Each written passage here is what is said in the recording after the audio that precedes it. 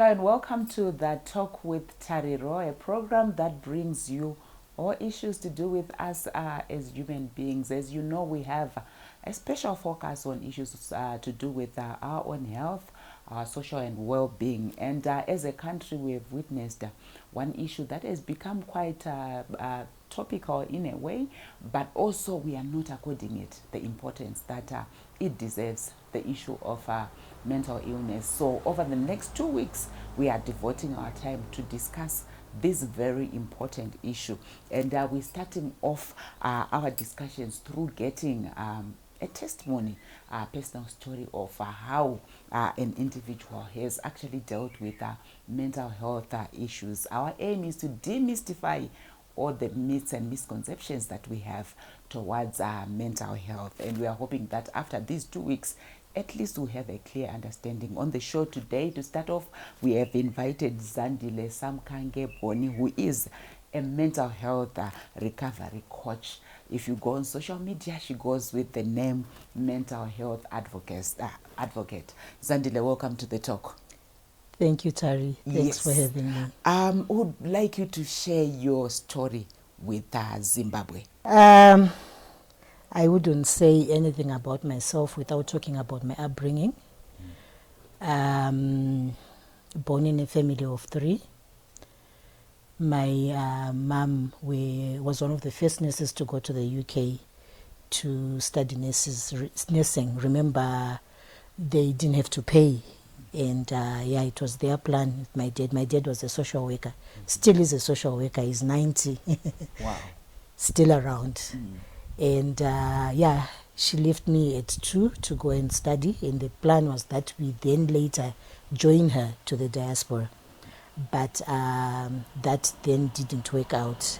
So I started boarding school at Monte Cassino in the 70s. Then went to another mission school, Wadi Love. Then my high school at Bonda, then eventually my A-levels at Tariro High.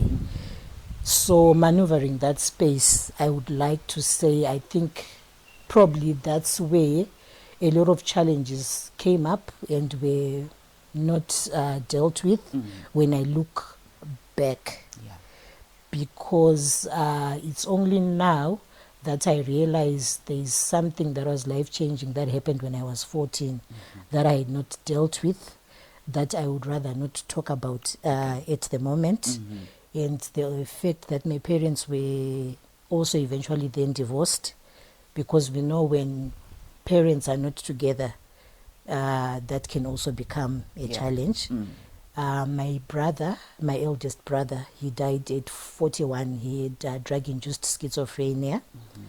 His story is also another story to tell because he ended up using drugs to cope by just basically trying to stay awake because he wanted to keep his day job and his night job. Anyone that knows him, he was a very good DJ of his time and he wanted to pursue that career, but my parents wouldn't let him.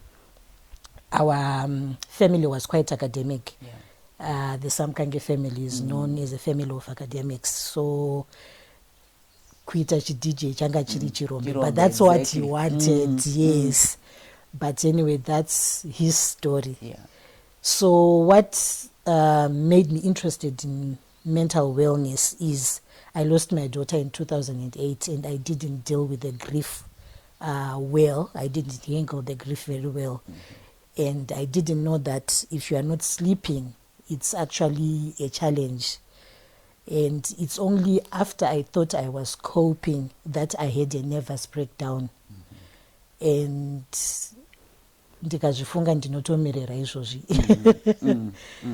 So my diagnosis was in 2013, which was like a couple of years after my daughter had died, when I thought I had actually accepted the death of my daughter, but it was basically because I didn't handle my mental well-being very well. So what did they diagnose in 2013?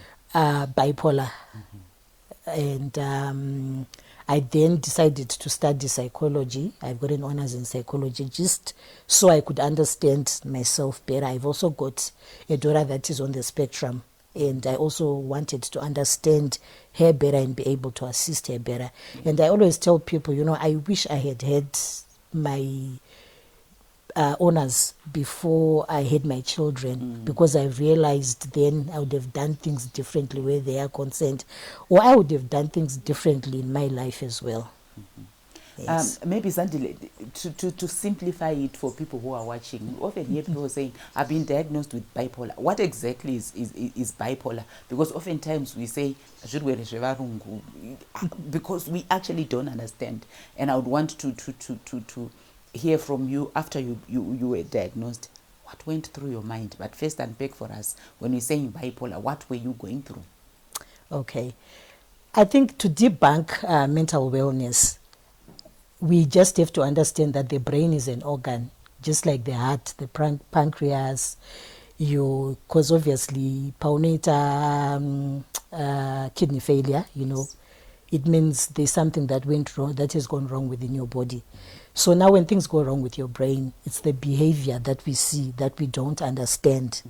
And because there are issues to try and understand that, there are ethical issues on how to do experiments and all, it becomes very difficult for people to explain.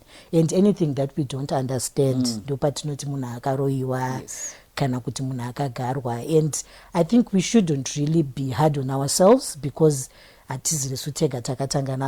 even in Europe, when mental health started, there are a lot of things that they did wrong before they became enlightened. So the question that you asked is what went through my mind. Yes. Because we always say mental wellness, the people that are in the streets picking up stuff in the garbage. Yes. I had, all my life sorted out. I worked in the corporate world for 26 years. I never thought I would be that person and not running mental wellness. So obviously it's the last thing I wanted to be associated with. So the first thing was for me to actually accept that I actually had this mental health condition. And the good thing is the doctor that I got to managed to explain to my family what was actually going through, so that they could actually understand.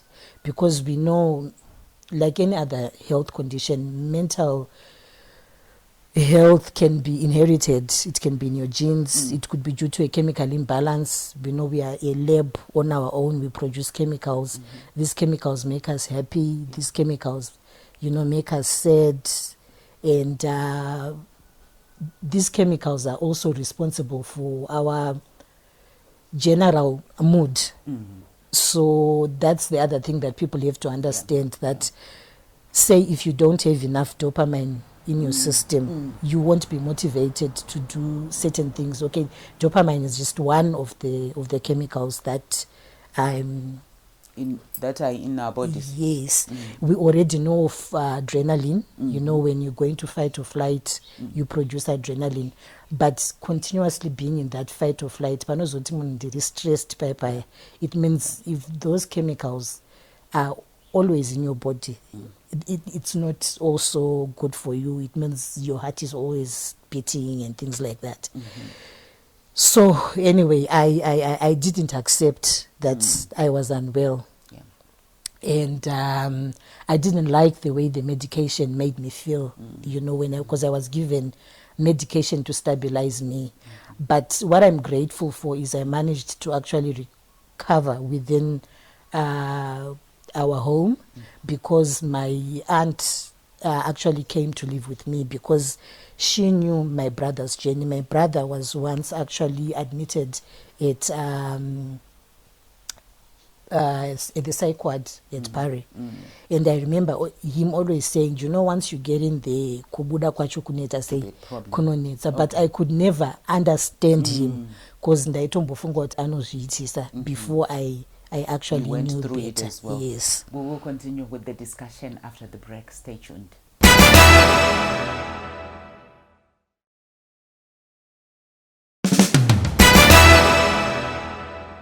Welcome back. We continue with our discussion where today and next week we will be focusing on the issue of mental health. Zandile, what I would want to find out from you, getting that diagnosis, with mental health, for us, like you indicated, we say if you say someone has got mental health, they are walking around talking to themselves, picking whatever in the bins and eating, scruffy and all. But here you are, somebody who, when somebody looks at them, they're saying there is no mental health, which is that perception that we have regarding mental health. And you being you, and then you are being told you've got mental health. Okay, I think what we have to first look at is the definition of mental wellness. It means you are basically functioning at your full potential. So it means if I'm a school child, I'm doing what is expected of me as a school child, and I'm functioning in the home as a child. If I'm a mother, there are certain things that are expected of me within my family and within the community. So that's what we basically need to look at. So that makes us understand that it's on a spectrum then. There are the people that actually think they are fine, but it means they actually have challenges. Then we look at aspects to do with basic things like sleep. If you're not sleeping, it means you've got anxiety. Because an adult is actually expected to sleep a minimum of 7 continuous hours. And we think when we are working through the night, we are doing ourselves a favor. When we don't know, we are actually damaging our brain. Because when we sleep, it actually helps with our long-term memory. Because during the day, we are kind of like filing things away. Then it goes into our subconscious. So you find even if you haven't slept, one, you become very anxious, and then the next thing you can't remember things. You become very irritable and things like that. So mental wellness, it's really holistic. And even after I lost my daughter, the first thing that went was sleep. I didn't know it was a challenge that I wasn't sleeping for more than 3 days. Wow. Yeah, I could go 3 days non-stop without sleep. And then what I then did that I didn't realize I was also damaging my brain was I took a lot of energy stuff, caffeine-rich stuff. How did I do that? I would not sleep during the night, and I would be cleaning. I just decided to get out of bed, clean and whatever. And obviously, during the day, that's when sleep would come. So to keep awake, because I would take a lot of energy drinks, a lot of energy syrups to stay awake. And I did that. I self-medicated on that for about 3 years. I didn't know I was harming myself. And when it didn't come with a surprise when I then read on mental wellness. Just like the stuff that we feed our kidneys and all, if you're also feeding your brain unhealthy stuff, I can go without sugar for about a week. The first time, ndinotora sugar, ndinotoita ka sugar rush, like where you feel you are not okay. So I think everything is going to be done in moderation. Even work is going to be done in moderation. Even alcohol is going to be done in moderation. Even kufara chaiko, everything zvinenge balance. Which brings me to my organization, because I started my own organization to create mental health awareness. And unlike what most mental health practitioners are against, which we don't want to really focus on religion and spirituality where mental health is concerned. But the first time I had my nervous breakdown, my psychotic episode, I actually found whenever I was playing gospel music, it would calm me. So even papa, we think of stress as stress. But stress actually means you need to, or maybe let me start with I'll start with stress. Stress is necessary, and because it will help you to either grow or inonge yakawandisa zvekuti unobva watadza kufunctiona. But a lot of people that have been in difficult circumstances, it means that they actually go from stress. So stress is necessary. It's how you actually react to it. And then we can talk about depression. I'm depressed. But diagnosis actually says you need to have been in that mood.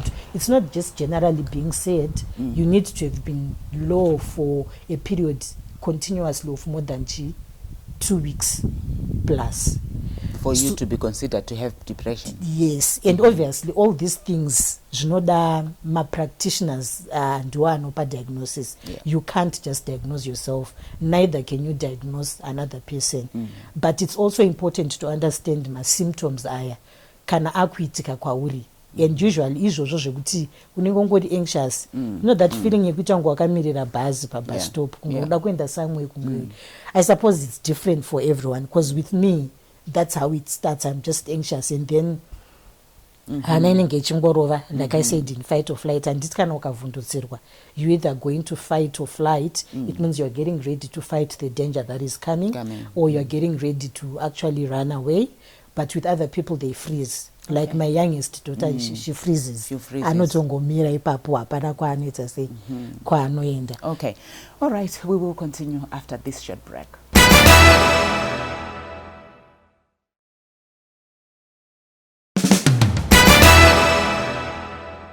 Welcome back. We continue with our discussion where we are looking at the issue of mental health. So, Zandile, when you were diagnosed, how was the support from family? I was well supported. My family stood by me because the doctor took time to explain to my family what was going on. So it made it easier for them to actually understand, because obviously I wasn't myself. My behavior wasn't consistent with being myself. And if I can just explain what my worst fear is losing a loved one. So whenever I feel my children are in danger, when the reaction is supposed to be maybe 2 out of 10, you'll find my reaction will be like over the top. Like I'll be 50 out of 10. Even at the schools, it's only now at their schools that I'm learning I must just learn to sleep over it. Because if I think you are looking at my child, get back to your experiences earlier in life, or what? Have you I managed think everything is interconnected if you really think of it, because everything stays in the subconscious. Because there's something that happened when I was in school that I actually thought I'd forgotten about. So I just went in thinking I'm just getting a repeat of my prescription. So I got there because my doctor is very busy, because he's very good. So I thought I'm just popping in to get a repeat of my prescription. And then there I was just crying over something that happened when I was 14 that I actually thought I had gotten over. That's what you said you would want to talk about. That's the incident. Yes. Yeah. Okay. Because if you really look at it, we don't handle our grief very well. Neither do we talk about our negative experiences very well. Nor do we think we should consult practitioners, mental health practitioners on issues that we need to just talk about. People that don't know us, where you can just, talk about what's going on in your mind that went on. We don't grieve well. You are just expected to pick yourself up and go. Even parufu, this chingo gomera stuff. It really doesn't cut it. All those. Yeah. How would you recommend the issue of the stigma that's attached to mental health issues, mental wellness? I think we can start with knowing the symptoms. Like knowing what it is, because we mustn't just assume that people that are in a crisis, because the people that we see in the streets that are talking to themselves, those are, we can say, individuals that are in a crisis. When you are in a psychotic episode, it means now there is a crisis. Whereas they always say stitching time saves 9. So if there is early intervention, if we understand what this is, if we understand how we should be living our day-to-day lives, if we understand how we should be treating each other in the home, then we will not get to challenges. And if I can talk of people that are, say, bringing in drugs, it's something that would never do. Yeah. There are individuals that are now lacing sweets, children's candy with drugs. We always were a communal people who believed kuti your child is actually my child. Yeah. So I think that is what we should be looking at first. We rush to say the government is not doing this, the government is not doing that. But what are we doing as a people? Are we looking after our children? Are we involved in our children's upbringing and well-being? Why is it that another individual, when they are in a difficult circumstance, they'll think of planting a garden and not take drugs? Yeah. Okay, if you don't like the person that you are after you've taken alcohol, kana uri baba, kana kuti uri amai, what stops you from actually stopping to take that alcohol? Because you know there are people that are violent, and then they will use alcohol, kuti I was drunk, and use alcohol as an excuse. Yeah. And as a country, they also actually say we rely on alcohol too much. Doro rinowanikwa pakufara, doro rinowanikwa paku vanhu vakapapamariro. So people don't get to deal with the core business of actually mourning and grieving. Tinenge tangopai padoro. Yeah. And zvinezvi our children are actually now also relying on alcohol, because you will find chero vana baba vanotovhaira nekufamba vachidriver vakadhakwa. What kind of an example are we setting for our children? Yeah. And it has actually been proven now that the girl child is actually now they are now drinking more than their male counterparts, and yet it's something that we never used to see. Yeah. So I think it starts within our families, it starts within our communities.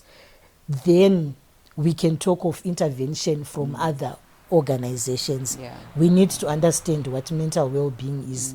If your child is not sleeping, one other symptom is withdrawing from the community. I do that a lot. I don't want to be with people. When people see me, they see me as an extrovert. But there are certain times that I just withdraw because I feel people don't understand me. And dzimwe nguva kazhinji munhu anenge akutoti musi kuyaka kuchechi muri kuvhaira mazuva ano, without taking time to try and understand what is going on in our lives. Your life. Yeah. Yes. And in 30 seconds, what's your message to Zimbabweans on the issue of mental health? I think like any other health condition, we need to be receptive to it. We need to have open minds to it. We can't pass the buck. We actually have to take responsibility, read on it, talk to people that are actually going through it. Yeah, indeed, that's a powerful message to us. And my appeal is for us to do away with stigma attached to mental health issues. When you're looking at the face of mental health, you can be a face of mental health. Zandile is a face of mental health. If you listen to how she was explaining everything, I think we all have kind of some mental health aspect that we need to address as individuals.